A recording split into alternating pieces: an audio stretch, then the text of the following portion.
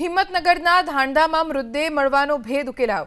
55 વર્ષીય વ્યક્તિની પુત્ર અને સંબંધીએ હત્યા કર્યાનો ખુલાસો। ઘર કંકાસમાં પુત્રએ પિતાની જ હત્યા કરી। આરોપી પુત્ર બીએસસી નો અભ્યાસ કરતો હતો। પોલીસે આરોપી પુત્ર અને સંબંધીની ધરપકડ કરી। વધુ જાણકારી અમારા સંવાદદાતા દર્શન પાસેથી પ્રાપ્ત કરીશું। દર્શન, કયા કારણોસર એક પુત્રએ અન્ય એક વ્યક્તિ સાથે મળીને પોતાના જ પિતાની હત્યા કરી નાખી?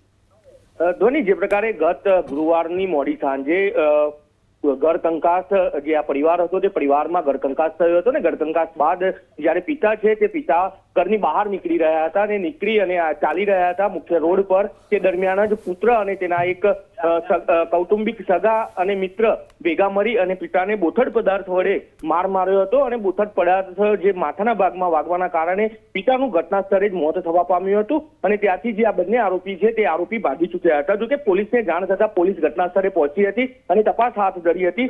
જોકે તપાસના અંતે એફએસએલ રિપોર્ટ અને પોસ્ટમોર્ટમના રિપોર્ટ પ્રમાણે મર્ડર હોવાનું સામે આવતા પોલીસે ગુનો દાખલ કરી અલગ અલગ ટીમો બનાવી અને તપાસ હાથ ધરી હતી। જોકે તપાસ દરમિયાન પિતાની જે હત્યા છે તે પુત્રએ જ કરી હોવાનું બહાર આવ્યું હતું અને સઘન પૂછતાછ કરતા પુત્રએ સમગ્ર વાતને બહાર પોલીસ સમક્ષ રજૂ કરી હતી। જોકે જેમાં મુખ્ય કારણ ઘર કંકાસ અને બીએસસી નો જે આ પુત્ર જે છે આરોપી પુત્ર તે બીએસસી નો અભ્યાસ કરી રહ્યો હતો। તેમાં પિતા તરફથી કર્ણગઢ થતી હોવાના કારણે લગભગ થોડા એક દિવસોથી ઘરમાં પારિવારિક ઝઘડાઓ ચાલી રહ્યા હતા અને એ દરમિયાન જ પિતા અને પુત્રએ પિતાને માર માર્યો હતો અને બોથડ પદાર્થ જે છે તે માથાના ભાગે વાગવાના કારણે પિતાનું ઘટના સ્થળે જ મોત થવા પામ્યું હતું। જોકે હાલ તો પોલીસે બંને આરોપીની ધરપકડ કરી કાર્યવાહી હાથ ધરી છે।